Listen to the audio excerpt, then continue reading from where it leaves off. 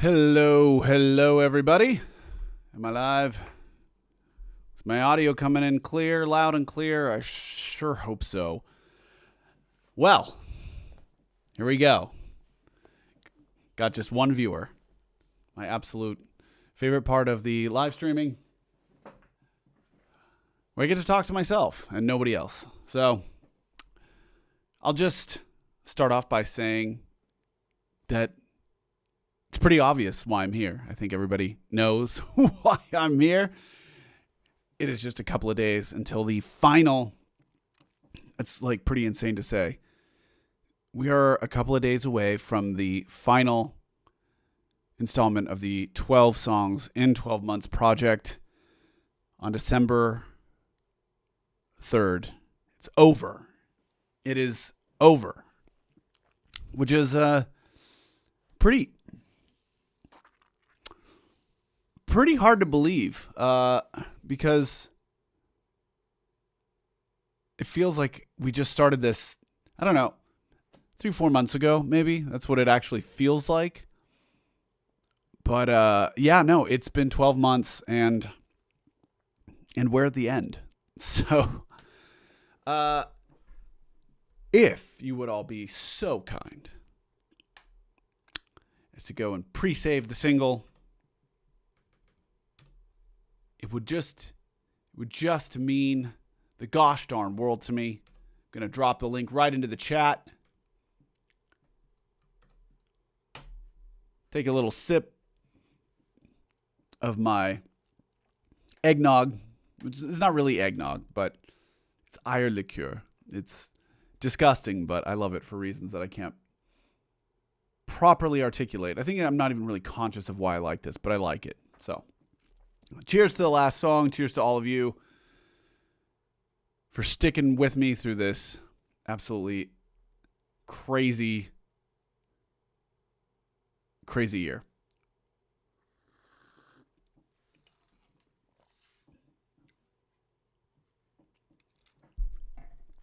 Look at that. It says save myself. I actually edited that already. I already changed it. I changed it to Lonesome Ghosts. Here. I'll try and do it again. Let's see if it saves it. There we go. There it is. All right. Now we've got the proper title. Now we're cooking with gas. Tentacle hoodie, yes. I do love this hoodie. It's pretty obvious that it is finally winter here in Austria because I'm wearing the beanie and wearing a hoodie inside, which is not something I do unless I'm cold all the time. I don't know. I don't like wearing that much clothing because, I'm from Southern California and I don't know. I just grew up not wearing layers of clothing. I find it very, very restrictive, very uncomfortable feeling. So you got to know it's cold outside if I'm wearing this kind of stuff.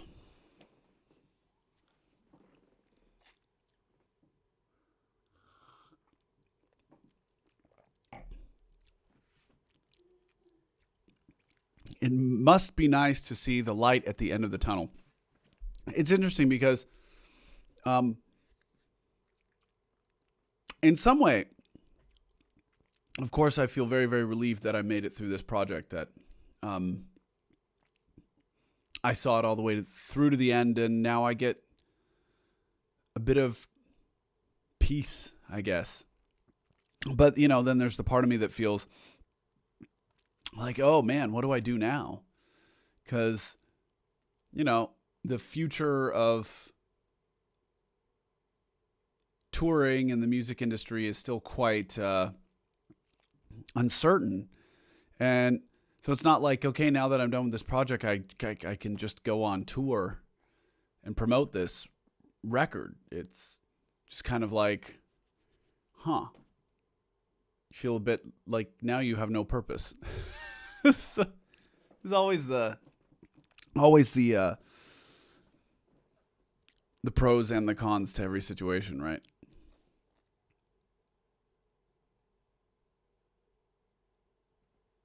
Your beauty has blinded my eyes. I can assure you that that is just the camera. In real life, I look much closer to the crypt keeper than I do to any sort of like living human being. Even more so now that I've been like working myself half to death for the last 12 months. I do feel like I've aged a lot, and I look in the mirror and I look at pictures of me from before, and I'm like, oh boy, it's beginning.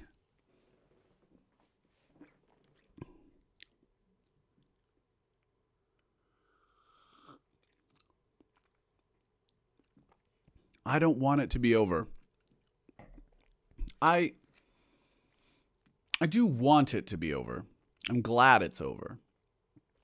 Because at this point, sitting down trying to like write music, it sucks.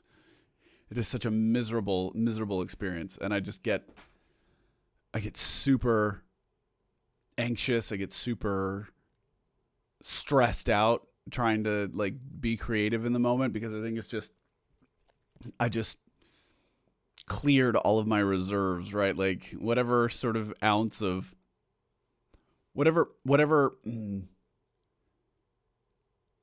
Quelle, whatever creative, was ist eine Quelle auf Englisch? Eine Quelle, a source. Whatever a source of inspiration that I had down there, I think I've tapped it dry.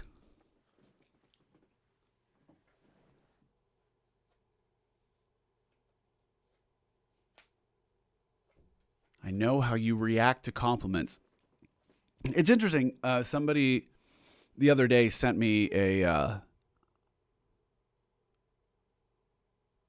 cartoon by the Oatmeal, which was really clever, actually. It's sort of, let's see if I can find it.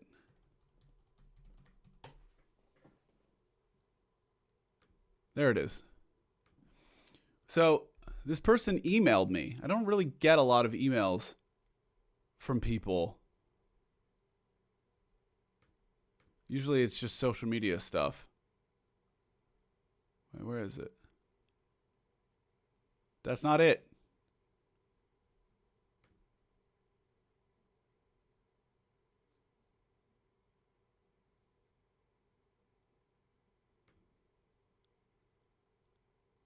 Oh, come on.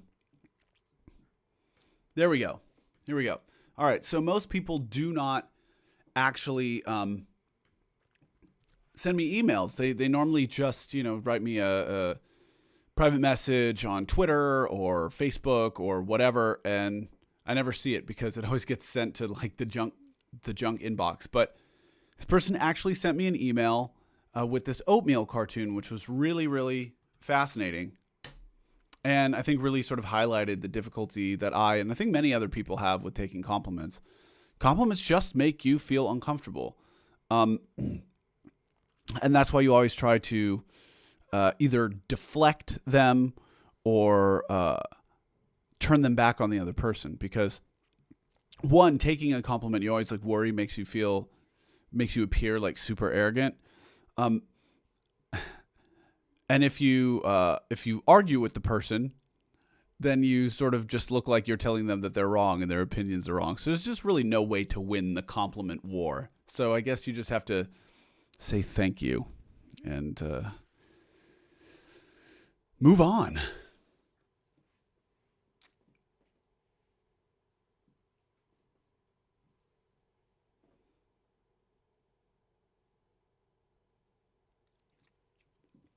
It must be really frustrating to be unable to plan tours. I find it really frustrating to not be able to travel and visit friends and family.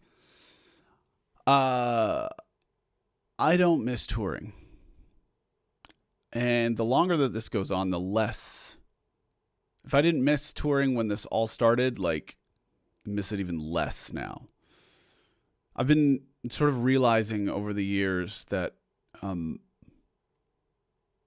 not really a performer. I'm more of a creator. And I think that there's a lot of different people that have a lot of different balances of these personality types. You know, somebody like Joey who just loves being on stage. He feels like that's where he's at home. And without it, he feels like he's missing something, which I totally understand and totally respect and think is valid. But for me, it's always been like I do that because it's what enables me to continue doing this. And this is, as you can see, my studio is in shambles, is absolutely destroyed. But that's going to be the plan for the winter break, so to say, is to rewire and reorganize the studio. But yeah, like I always felt like touring was something that I did so that I could continue to be creative, right? Like I viewed it as part of the job that was in service to the end goal, and the end goal is to be creative for a living. So this time that I've had away from it, sort of compounded with the extreme stage fright and anxiety that I've been dealing with over the last couple of years. I don't know if I've ever actually said it publicly like this before, but I was struggling really, really hard with stage fright over the last couple of years. And I think it's probably because I've been drinking less. I think part of the reason that I would drink so much while I was on tour was because of how much stage fright and anxiety I actually had, and how difficult it was for me to constantly be in these social situations. So I would just drink and drink and drink and drink and drink constantly, just constantly being drunk. But now that sort of lifestyle has become untenable, you know, it's like I had to cut way down on my drinking, not just because excuse me, just because it's not healthy to drink like that. I've found it greatly affects my voice. It affects the way that I sleep, which is also not great for my voice, which is also not great for my mental health, all those sorts of things. So yeah, like my drinking on tour has just sort of dwindled down to, you know, like you have a beer before you play and then you have like a beer or two after you play, which is still like a lot, but you know, it's nothing compared to like the drink a bottle of vodka before the show, then drink 2 bottles of vodkas after the show, 2 bottles of vodka after the show. So, yeah, it's been really, really bad. And it was, I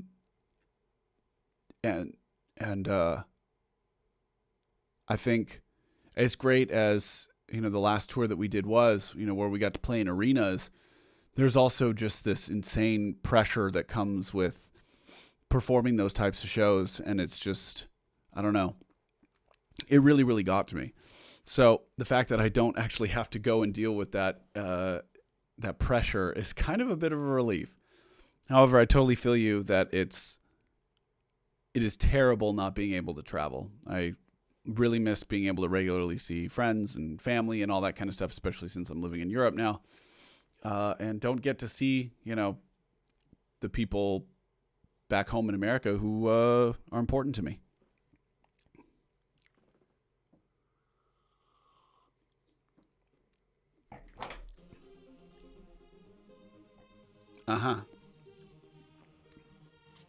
Well, the cat just triggered Spotify. As you can hear, I was listening to the VV Nation remix of Kathy's song, the Pop Tigma Berserk track. Still a banger all these years later.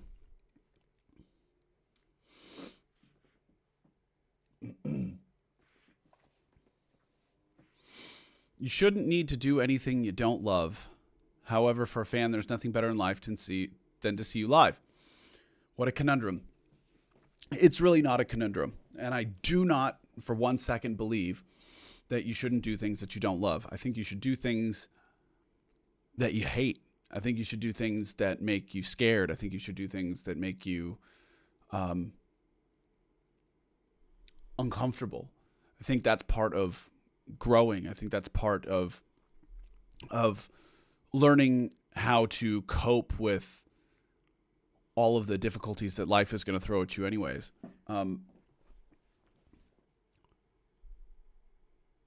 My singing teacher, Mary, she has this saying, which I think is great. She's like, if you're ever worried about going on stage, just take a moment to feel the fear, but do it anyway.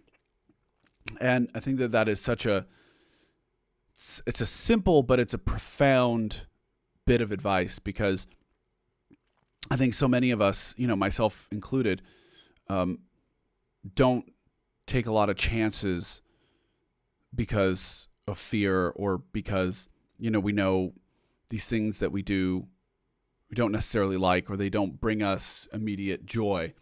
But I'm someone who believes in doing things for the long-term rewards, right? Like, it's so easy just to get completely drunk and not feel the fear that you're feeling right now, or you can stay sober, feel every bit of that fear, that terror, go forward, and then reap the benefits of having not been wasted and, playing a bad show, ruining your voice, not being able to sleep, all of these kinds of things. So I tend to think of all of the uncomfortable actions that I need to go through as being sort of investments in my future self.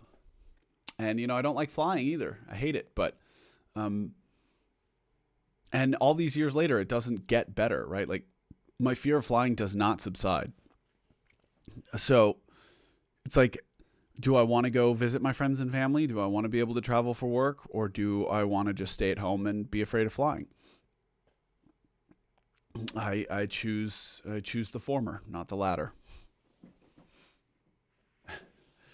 Roz, Elodia, thank you so much for dropping a couple of, I was trying to think of like a very general term for like doubloons. Let's use a currency that doesn't even exist anymore. Thank you for dropping a couple of doubloons in the chat. Every time somebody does this, I want to remind you all that as much as I appreciate this kind of support, the only reason I turned on Super Chat was because people asked me to. But if you are really, really hell-bent on supporting me, throwing money my way, please consider joining my Patreon community. It is probably the best community in the whole world, because people like Roz and Elodia are there.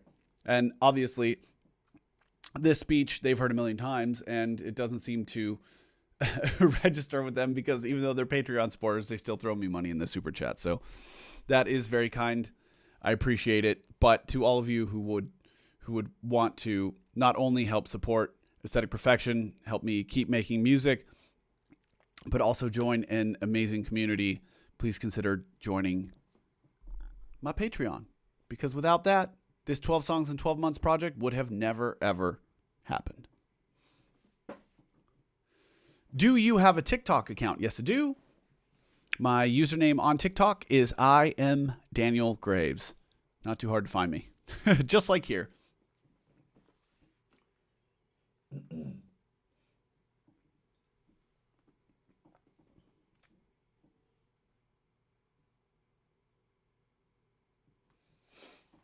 I think you should do things you don't like, even if it leads to benefits or little benefits.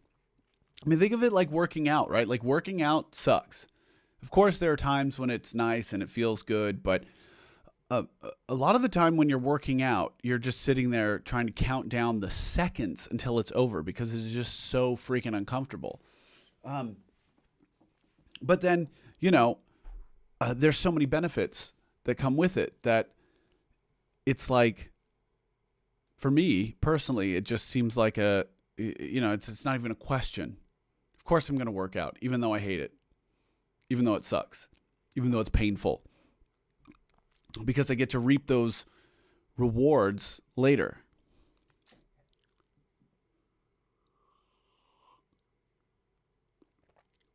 Hello, what is inside the glass today? This is Eierlikör, which is pretty much something that you could compare with eggnog. It is just essentially like sweet snot that's boozy. Sweet, boozy snot.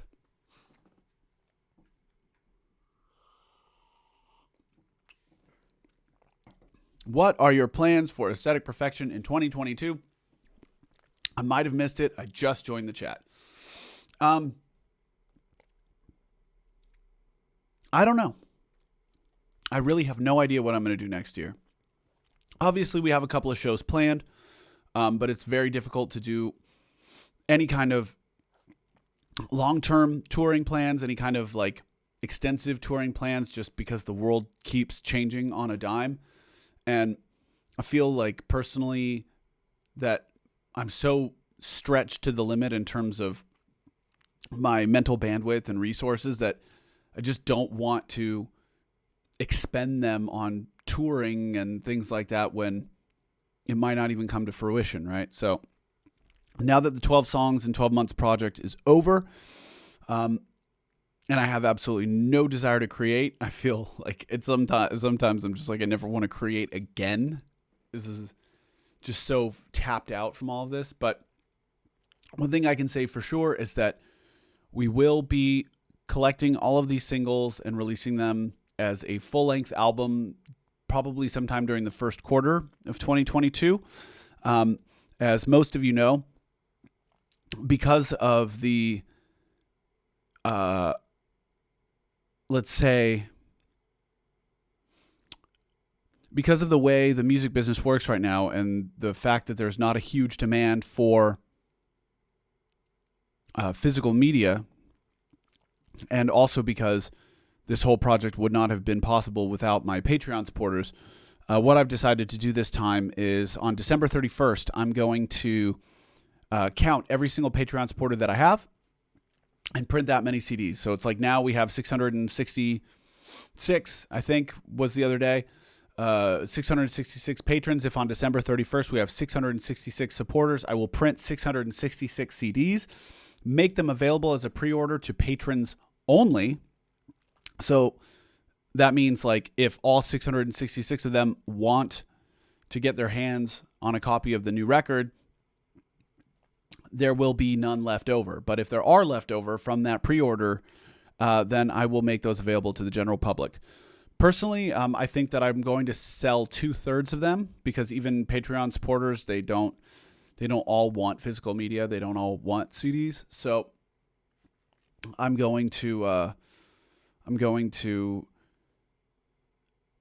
say that there's a good chance that you'll be able to get a CD if that's really what you want. But if you want to ensure that you get yourself a copy, then I would absolutely sign up for my Patreon. You can do it for as little as $20 a year or $2 a month. You get like a price break if you sign up annually. But yeah, it helps me keep going, and it ensures that you get a CD.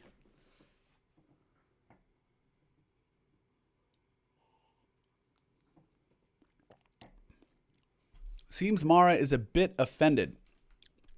Mara is a very complicated personality. I don't know if she's offended or if she's just sulking. I have absolutely no idea what she's up to.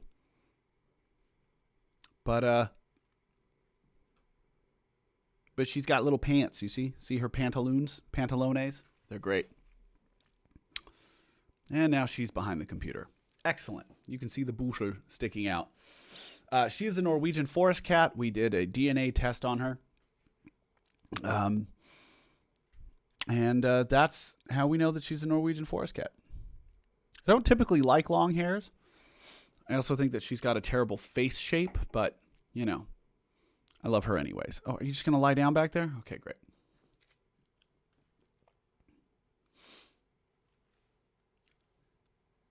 Do you plan to visit Russia with tour? I have no plans for any tours. None. Not in Russia, not in America, not in Europe, not in Mexico, not in Japan. There's just no way to make any kind of long-term plans for touring right now. And like I said, I'm very limited in terms of my mental bandwidth and time and all of that kind of stuff. So I'm just not even thinking about it. You got to remember, I'm like doing all of this on my own. Obviously, I have like some help in terms of like design and, you know, booking agents and all that kind of stuff. But, you know, most of this stuff happens because I'm doing it. And trying to sit and block off, a long amount of time for a tour when there's only, let's say, like a 15 to 20% chance that it's going to happen. I can't justify it. It just doesn't, especially since I don't care. Excuse me.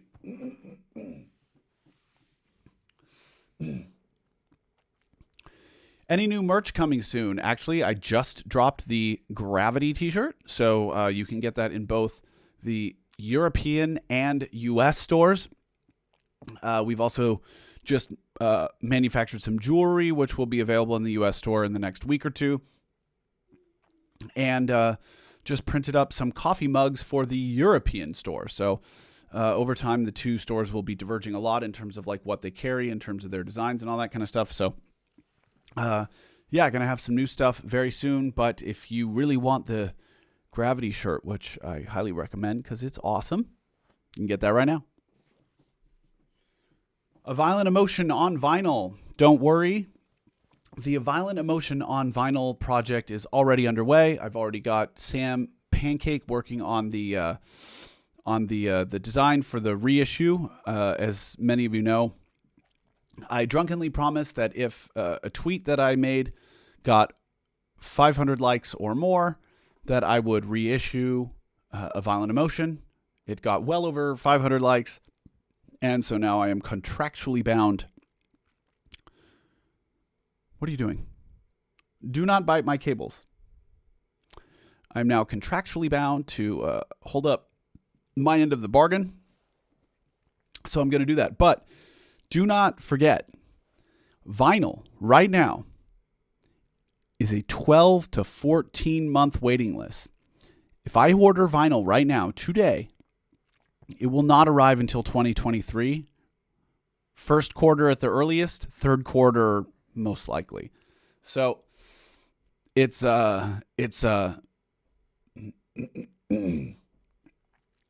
very hard to like think this far ahead, but it's coming.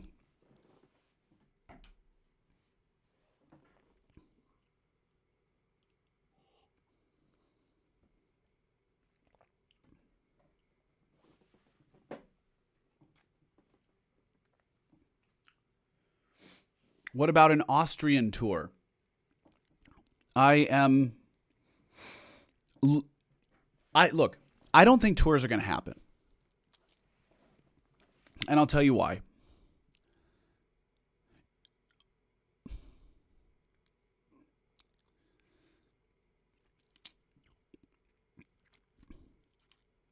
A tour requires a huge financial and time investment. If you rent something like a bus, you're contractually agreeing to keep it for 4 weeks, 5 weeks, 6 weeks. You're bringing international crew from all over the world. You're talking tens of thousands of dollars to bring these people in. You're then paying them salaries on top of that, weekly salaries that they get paid whether or not any shows happen. Now, we already know that breakthrough cases are common. And every single band that is on tour right now in the United States where you can actually tour, you can't tour in Europe. You still cannot tour here. Somebody gets sick. It is inevitable. It is unavoidable. Now, big bands either can afford to take the hit of canceling a week's worth of shows, or they have prepped a B team, a B band, to sort of step in and fill the shoes of whoever gets sick in the touring party so that the tour can continue. Or they just reschedule. If you are rich, you can do this.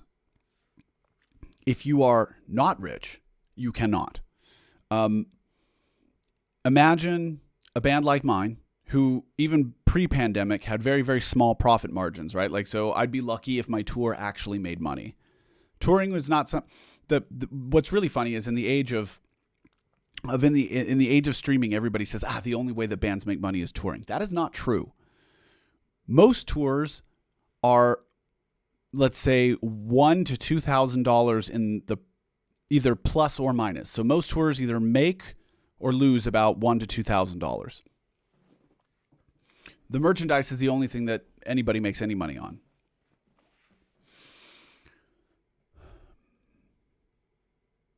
So if those are the kinds of profit margins you're dealing with, imagine what happens if you lose a week's worth of shows. You lose not only tens of thousands of dollars in income, you have to pay for hotels and quarantine. You have to pay for tests. You have to pay for, you have to pay for your crew, because those people get paid regardless of whether or not the shows happen. They get paid weekly rates. So one person getting sick that shuts down the tour can cost, I mean, I've done the math, something like $50,000 to $100,000. Who's going to pay for that? I can't. Most of the bands that you listen to can't, which is why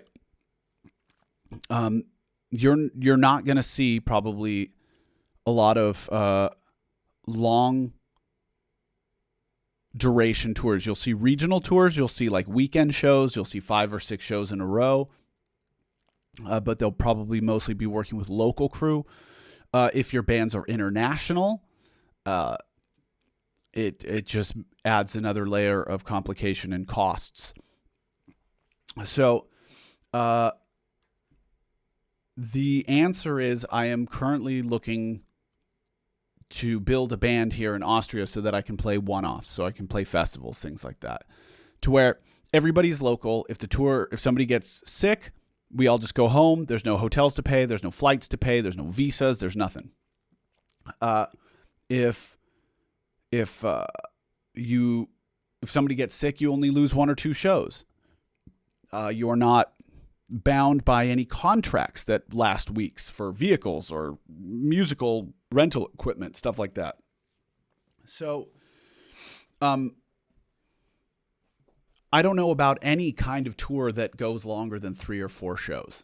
I don't see how that's possible for me in any foreseeable space of time. That's just the reality.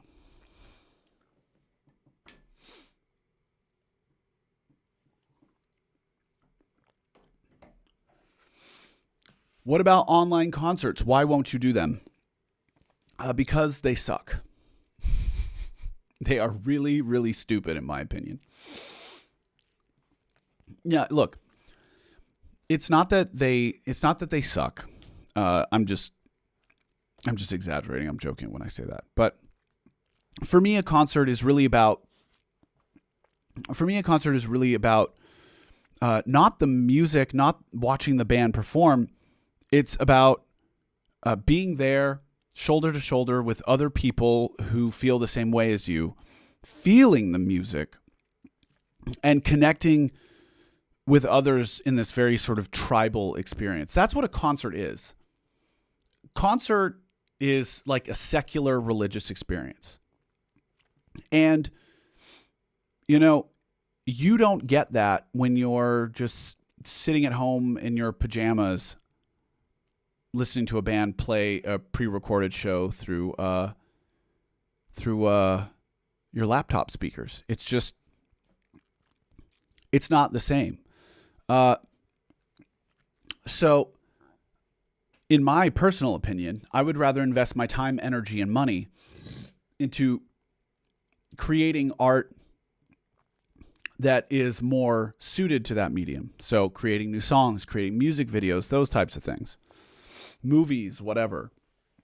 But a concert, like, I don't ever want to watch a band play a concert on my laptop or on my phone.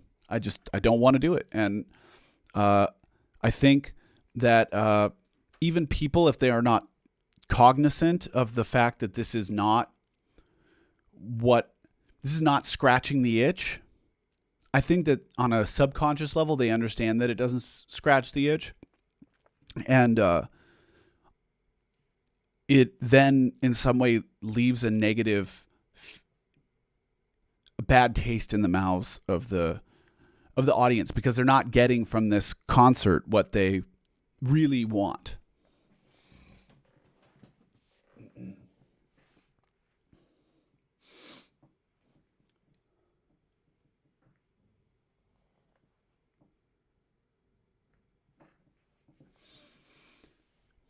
I agree that it's better than nothing. I mean,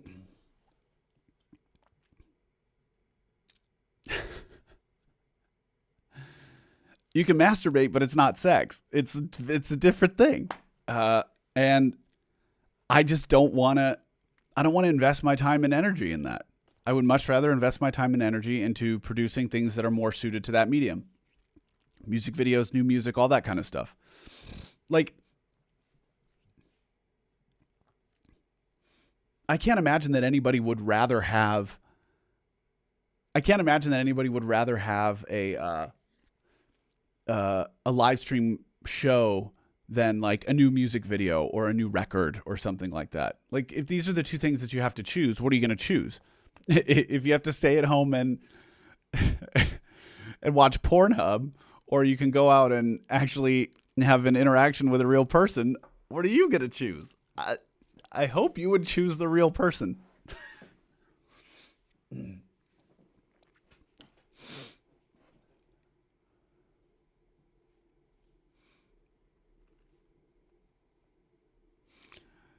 I did not expect to hear this in the live stream. Yes, I know. I try not to keep it too crass, but it really is just this, like, the way that I sort of view it, right?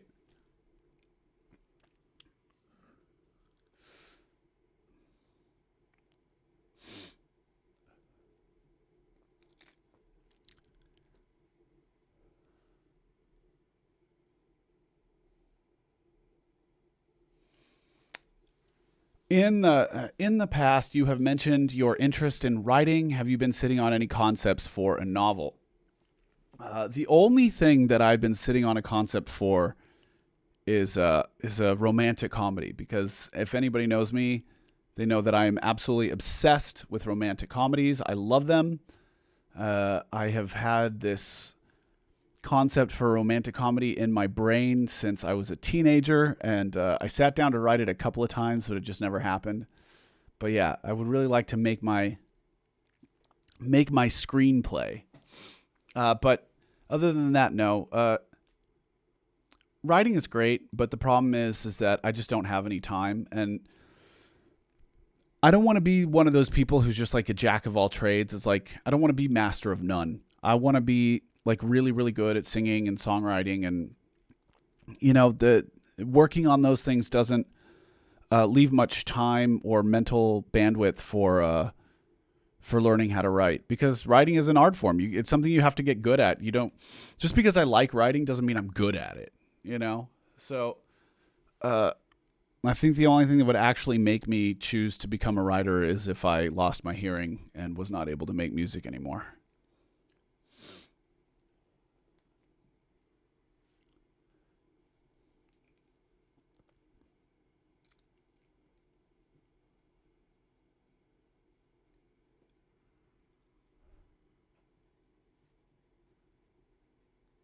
I don't watch the online live shows, to be honest.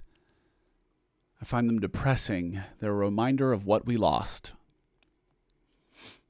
Couldn't have said it better myself.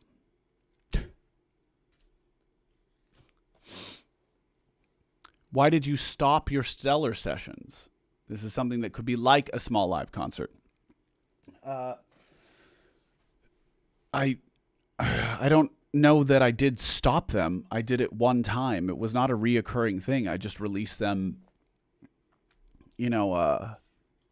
over time. I just didn't release them in a single block because the world has a very short attention span, and trying to get people to listen to 3 new songs in a row is like pulling teeth. Be better off getting them to go to the dentist, or you have better luck getting them to go to the dentist. Yeah. Cellar Sessions was a lot of fun. It was a great artistic experiment. It's something that I could see myself probably doing again in the future. But again, it took so much time and energy. I don't think you guys realize like how much effort this 12 songs in 12 months project took, because not only was I having to write, record, produce, mix these songs, I had to create the artwork. I had to promote them.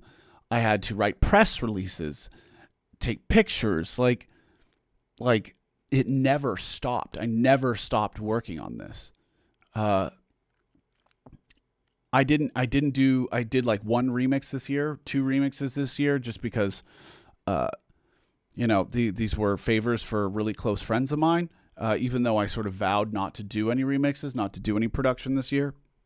But I really felt how hard it was for me to get through those things, because my mind was just so occupied with everything else that was going on. It was just, there was nothing left. I had nothing left this year.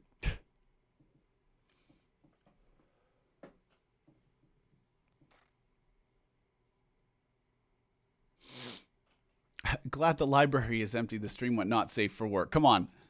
It wasn't that crass. That went PG-13. We didn't even hit an R rating here.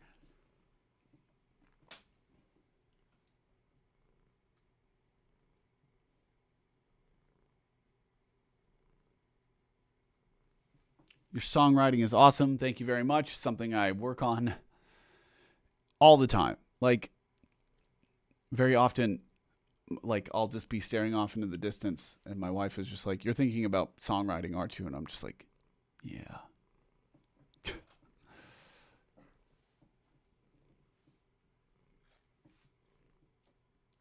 Still better than listening to 22 songs in a row. That's hard, man. That's really, really hard.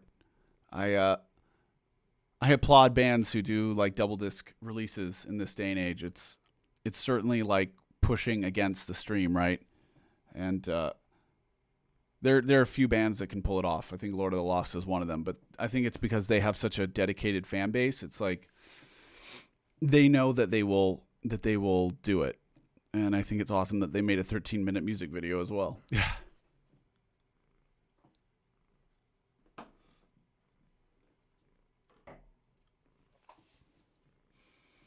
One of my dreams is to see a making of video. We have a behind the scenes video from our tour with Lindemann last year.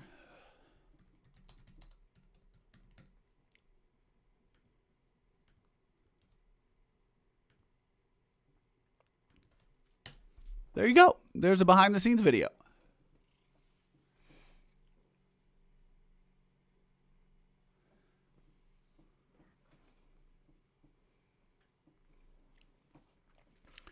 Has there actually been a song that you released that you hated at first but then grew to love? I don't love any of my songs. No. What I think is funny is that like most of the songs that I don't have a good feel it, I think it's hard for a lot of people to understand, but I really don't listen to my music. Like I don't love my songs. Like I love them when I work on them, but then when they're done, I hate them and I never want to listen to them again. But some of them I get like a better feeling about than others. Like, some of them I hate less than others. Maybe is one way of putting it. And I really, for example, like I had a great feeling about Bark at the Moon. Like I really was like, man, this song could be huge, because I felt like I was so dialed in on the songwriting. I felt like with the singing, I just was like, just really, hit it out of the park, because like I changed the key of the song so many times just to make sure that the key was just right, that it was, just the right amount of difficulty and ease and pushing. And, it's like every single element of that song, I put care and thought into. And I was like, this could be it. This could be a big one. Fucking flopped. It's a flop. Nobody cares. Nobody watches the music video that I invested thousands of dollars in. Nobody, like most of my fans, like most of the response to the track has been lukewarm, if not negative. Uh, and I gotta say, I was really shocked about that. But I wasn't bummed because it usually works that way, right? Like it usually works that way that something that I have a good feeling about doesn't go well. The same like ebb and flow. Like I was so stoked on ebb and flow, but SEX, I hated. Or let's just say I didn't hate SEX. I just thought it was. I don't know. I didn't care about it. I thought it was really mediocre, and I thought that I could do better, and so I was this close to not releasing it. And now, SCX is basically the biggest song of my career, I guess. Like, if not that, Gods and Gold. But, and SCX is a song that I wrote in 10 days. It's a very interesting headspace to occupy when you realize that the things that you like and that you believe in are not necessarily the things that your fans like or believe in. So, it can be a hard lesson for a lot of people to learn, and I think that I took it personally a lot in the past. But now I'm just, now I don't care, right? Like I'm still super glad I made that music video. I'm still super proud of Bark at the Moon, and if people don't like it, okay, well, whatever. Because at the end of the day, like I'm just lucky to have people that care about my music at all, right? Like I have 5 or 6 songs that I've written over the course of my 21 years of doing this band that I'm going to be remembered for. I'm not just the guy who wrote Great Depression. I'm also the guy who wrote Never Enough and Rhythm Control and Gods and Gold. And, so these songs are all so vastly different that I know that I'm doing the right thing by stepping outside of my comfort zone every time I write a song. And that even if it doesn't connect, that it's going to be the jumping off point for something that will. Because I have no doubt in my mind that I'm going to write another song that'll be as big as SEX, as big as Gods and Gold, as big as Great Depression or whatever, right? So I'm comfortable with that.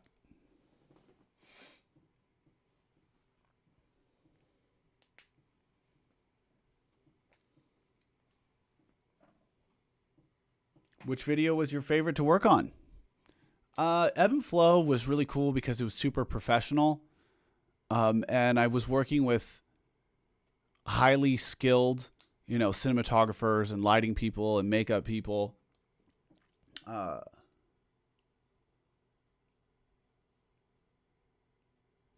But I think Never Enough was a lot of fun because that was just so DIY. It was everything was just totally makeshift. It was just me and my friends in the garage of a nightclub,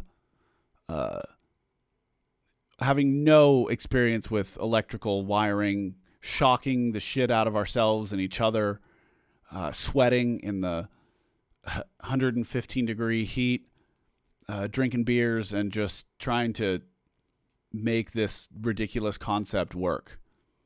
And we did. And other times I've tried to do that and it didn't work out. But it's you got to try. You got to keep trying, because even when you fall flat on your face, it's a jumping off point for something that will hit the mark.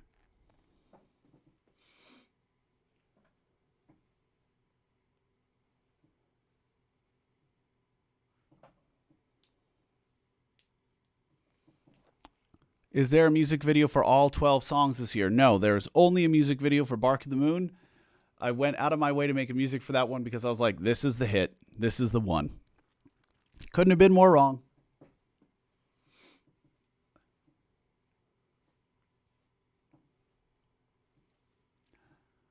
All right, everybody.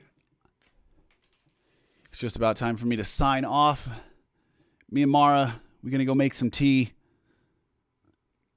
Finish Harry Potter. Currently in the middle of a Harry Potter marathon right now. Deathly Hallows Part 1 is getting real interesting. So I'm going to go do that with the key. But thank you all for hanging out with me. Thank you for listening to me ramble about all of this stuff. If you haven't yet, please, please, please go and pre-save Lonesome Ghosts, the final single of the 12 Songs in 12 Months project. It drops this Friday, December 3rd at midnight. Of course, we're going to be having our online release party, our final online release party of the year, right here, 10 p.m. Central European time. And, yeah, if you want to make sure that you get a copy of the CD, or you just want to help your old pal Daniel continue to make music, please consider signing up for our Patreon community. It is the best community in the world. Got all the patrons in here. Elodia, Roz. If you're a patron, raise your hand.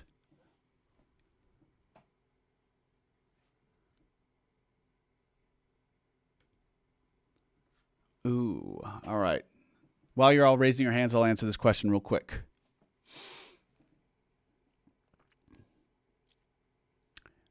What is the merit to pre-saving? Pre-saving is like pre-ordering, in that all of the saves that you have collected over the course of your weeks or months of your campaign kick in on the day of release, which means that all of the platforms see a massive interest in a certain release on its release day, which triggers the algorithm, which delivers it to more people, which might actually get it added to proper playlists. If you guys remember, SEX got added to the Industrial Metal playlist, which just absolutely helped it skyrocket in terms of its popularity. It was a great benefit for me, and it was almost certainly because of pre-saving and the interest from all of my real dedicated fans like you guys. And there we go. Look at all the patrons. Oh, that's right. We got Stephanie. We got Carl. We got Blee. Of course, Lodia, Tobias, Alina, Shelby,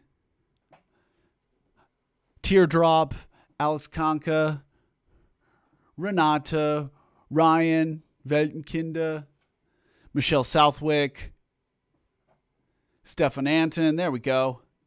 First Rain. Woo!